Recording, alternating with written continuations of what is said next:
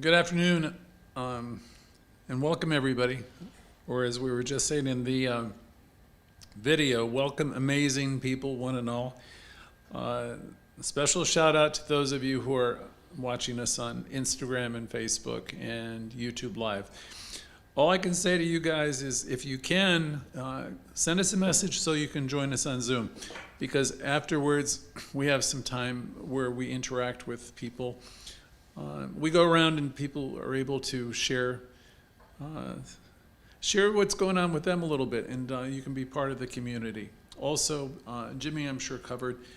If you send us your contact information, we can send you our weekly e-letter, which will be filled with various gems and opportunities and reminders. So do that if you can. Tonight, I looked at the Louise Hay lesson, and we have 50 or 60 at this point, and I'm always working on them. I've been teaching the Louise Hay material, or facilitating it really, since I was I was young. It was like the mid-'80s when it first came out.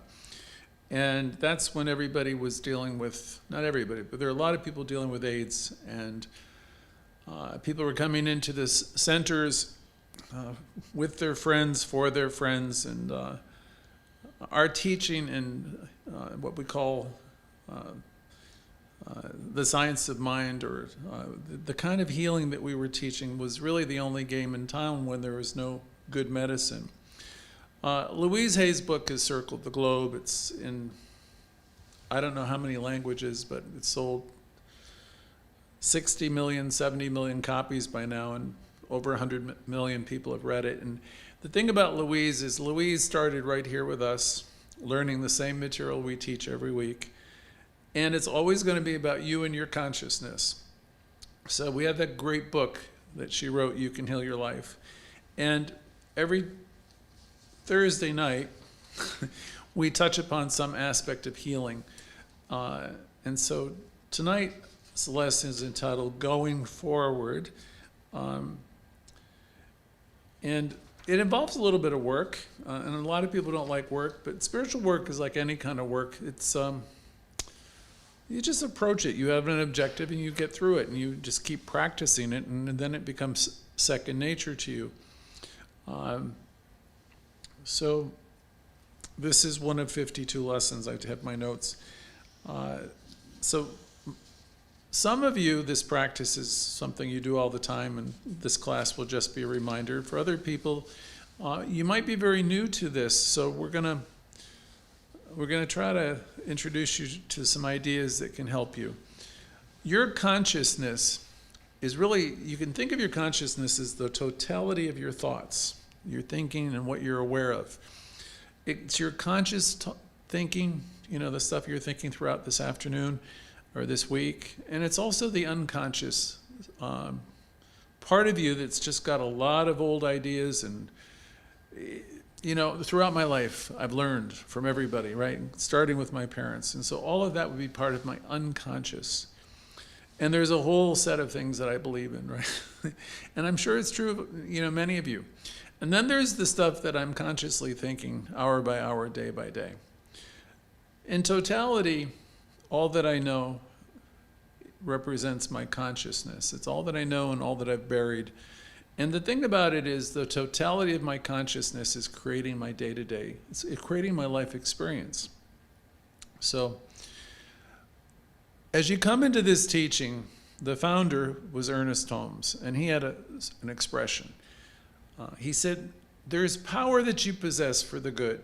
And there's power within you, and you can use this power.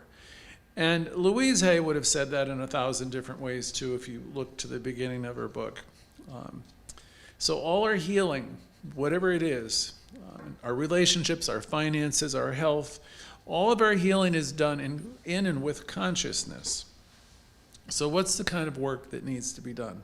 How do we develop this kind of self-mastery? So we'll look at a few of these questions tonight, as we do every week.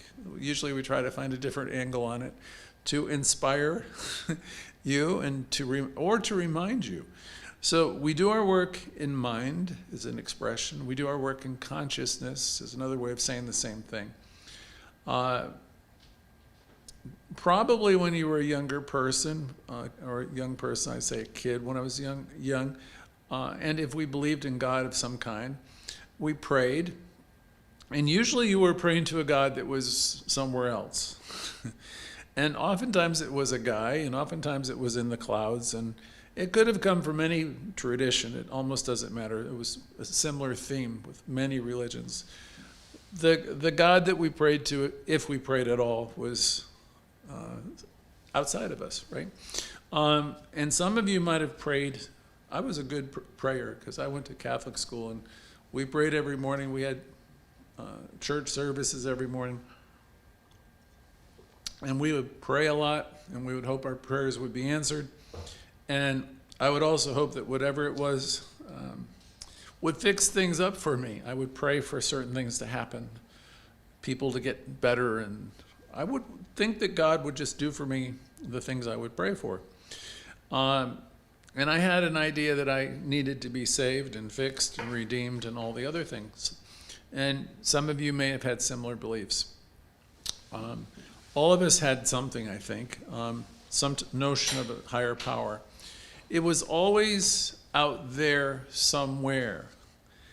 And as I think of the primary religions of the West, the Judeo-Christian system, that could be Islam, Judaism, Christianity, it typically was a God that was powerful, right? And oftentimes to be feared, and definitely out there. And it was anthropomorphic, meaning we would assign this God human-like qualities, right? So that was the concept that we had as a child. And what happened to us in that training is somehow or another induced into our thought is, what I am is not good enough and I need to pray for help. Who I am is not adequate and I've sinned. So there's something missing. Some of you were dealing with the concept of original sin. And many of us were buying into different kind of ideas that would suggest that there's something wrong with us. And shame entered into the picture. And so Louise Hay would have said, in terms of that idea that you're not good enough, that you were born into this world just the opposite of flawed and of sin. You were born into this world as a beautiful being of light and wonder. But most of us didn't live our lives knowing that we were little kids of wonder and light and excitement, and we weren't parented in that way. So we took on this mantle of I'm not okay, and I compare myself to my brothers or sisters or my cousins, and I would find myself to be deficient in some way or another. And a lot of us have done that in all kinds of different ways.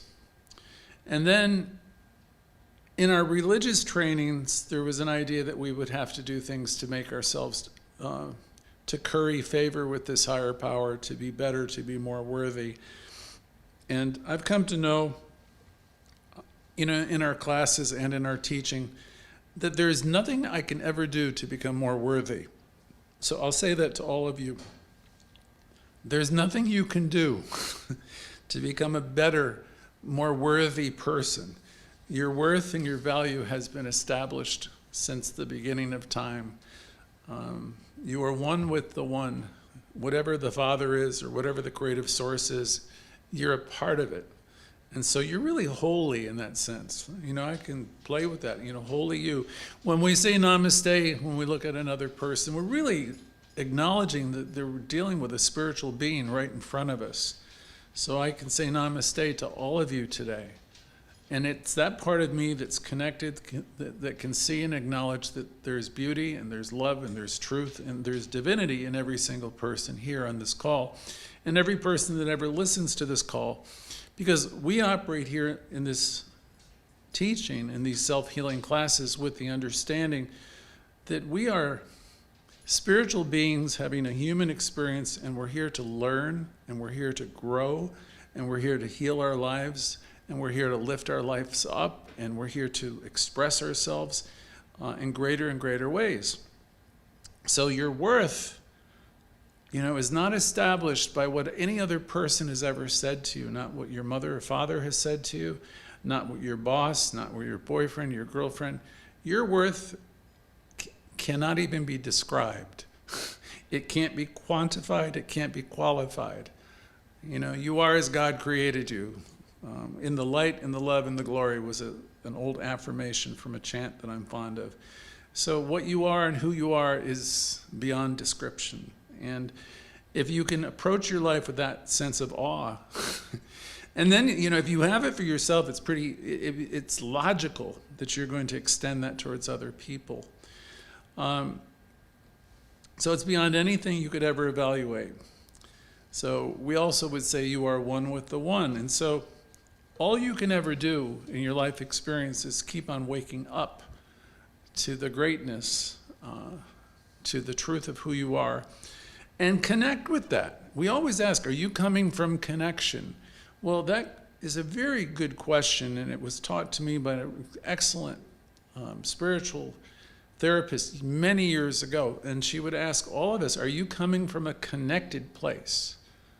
That's a big question, because, if you're coming from connection today, then all your encounters are really going to be, for you, holy encounters, because you're coming from a deep and abiding place of, I'm connected with this one source. And if you really know that, then you're going to know that every encounter you have is a holy encounter. But we forget. We're in the business of forgetting. There's a song in Louise Hay's material, and the lyrics go, remembering and forgetting. It's the game that we play.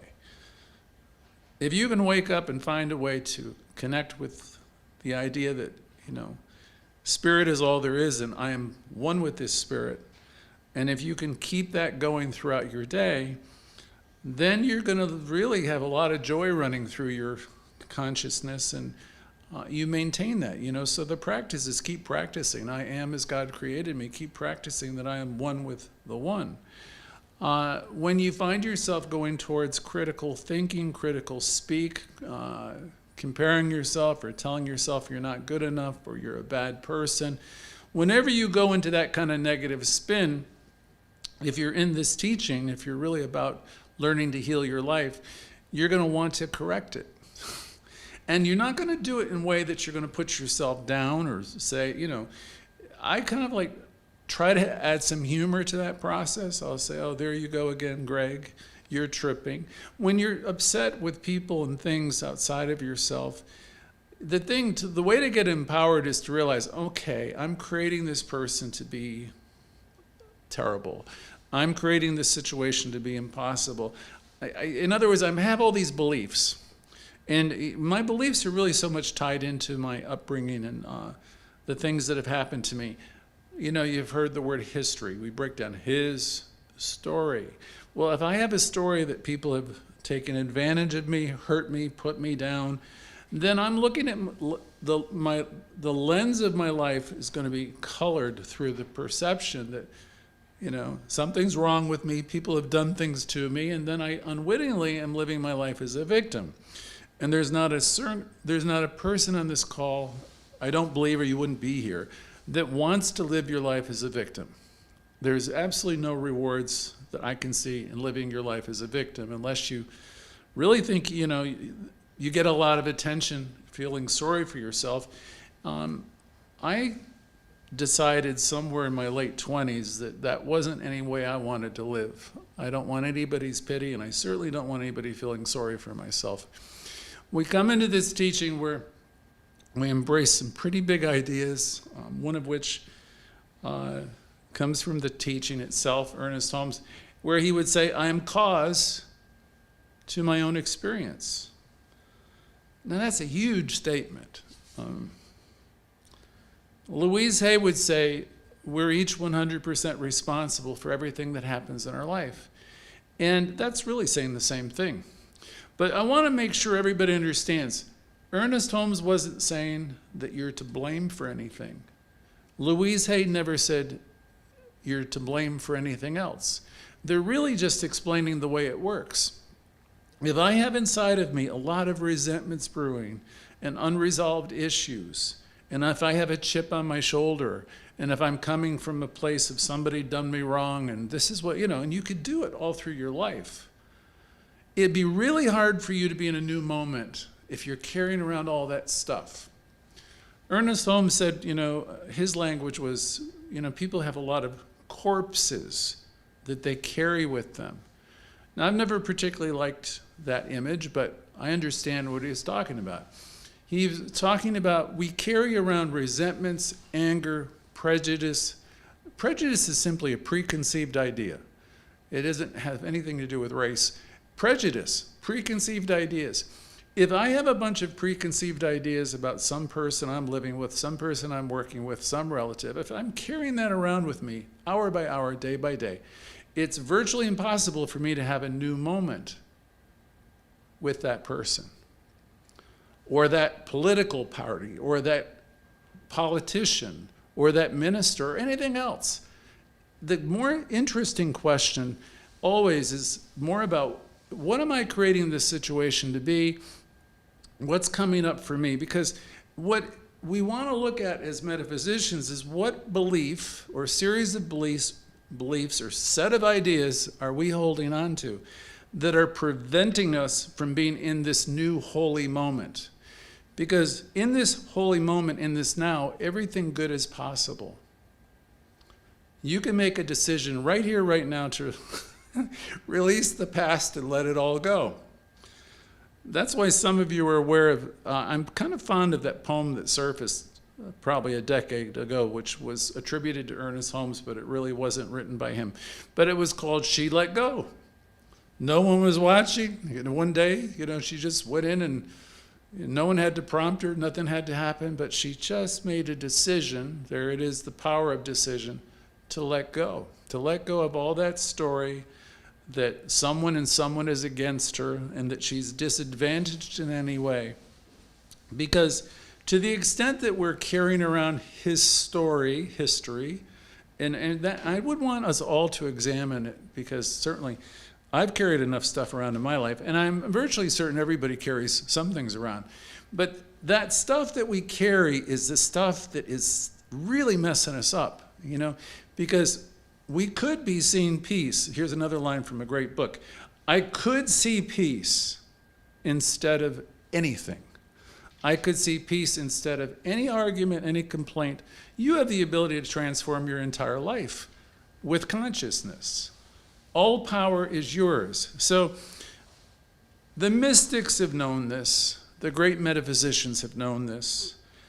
There is a lot of people that I've known in my life. I'm not one of them necessarily, but I'm getting toward that. That just get unruffled by the day-to-day things of life because it really has nothing to do with you. So, when you come into our teaching, you encounter books like the Four Agreements and things like that, you're going to learn to take nothing personally. My goodness, what would my life be like if I didn't take anything personally? Well, then you get to start to live in a world where nothing and no one is against you. They're just doing their thing. And people are doing their thing all over the place, right? And I can't control that. I love Raymond Charles Barker, the founder of this particular chapter in New York. And he always said, yesterday ended last night. I'm concerned about what I'm thinking today. And I'm concerned about what I'm doing today to heal my life. I'm concerned about what I'm doing to redirect my negative thinking. I'm concerned with getting myself to a place where I take nothing personally. I know that I'm creating my own life. From the movie The Secret years ago and the Law of Attraction, the idea of God was the big genie, which was always saying, your wish is my command. See, the thing is, our thoughts and our thinking and our tendency of thinking shows up in our life.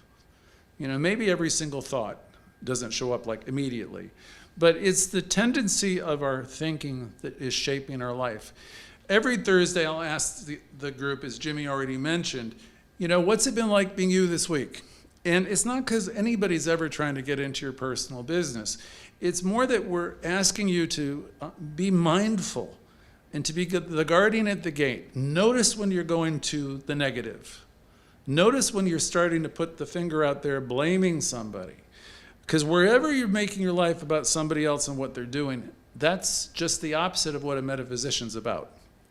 A metaphysician is about realizing, okay, I'm creating this person to be a champion, a wonderful person. I'm creating them to be great, or I'm creating them to be dumb, or I'm creating them to be inefficient. I'm developing resentments. I have a history. So for us to heal our lives, we have to get clean. And by that I mean we really have to take a look at what it is that we're holding on to, what beliefs we're holding on to. Because if your real goal is to have transformation and peace, then the work is yours to do. It's not dependent upon anybody else doing anything. All the power that there is yours to use. So it's a lot to ask. When Louise Hay so innocently and eloquently would say, all is well, she's absolutely right. But the thing is, it's not quite that easy. Because for you to have the consciousness of knowing all is well, then you really got to be clean as a whistle yourself. Meaning you don't have any resentments towards anyone of any kind. You understand that everyone is doing the best that they can all the time, 24/7. And more than that, then you've got to lay off the blame game with yourself too. So, there's work to do. Never, never, never criticize yourself. Try that for a while, because I can go through any day and I can find myself criticizing myself. So I have to work on myself. If Agatha were here, she's one of our practitioners. I've known her for 5 years. She'd always be telling me she's working on Agatha. And she'd let me know that that's a full-time job. So that's really the thing for everybody to understand. As we learn to love ourselves more and more, and we let go of the rigid language of should, and the directive language that everybody should and what they have to do. When we more lovingly approach the law and we more lovingly appreciate ourselves, because we're all growing and growing up and learning, and life is full of lessons. And as we begin to language it in a more loving way towards ourselves and have the consciousness that these other people that we have problems with, they're doing the best they can. And you might say, but God, Greg, they're really, I'm not saying things aren't happening, but the call there within me in those moments is to try to have some compassion, step away. Whatever power it is that's working in me that changes, heals, and uplifts is in everybody else too. And that's the thing we want to remember, that this power, this connection that we have, that Emerson said is wooing us and inspiring us, is there doing the same thing to everyone else. So we are going to turn this over in just a second, and then I want to hear, basically how has it been being you as you're becoming more mindful of your creations? What are you giving your power away to, or are you doing better with it? Are you self-correcting? I'm always working on self-correcting, so I want to see how you guys are, what you're doing to heal your lives this week, or at least be mindful of what's going on. That's it for the moment. We'll see you in 1 minute. Thank you.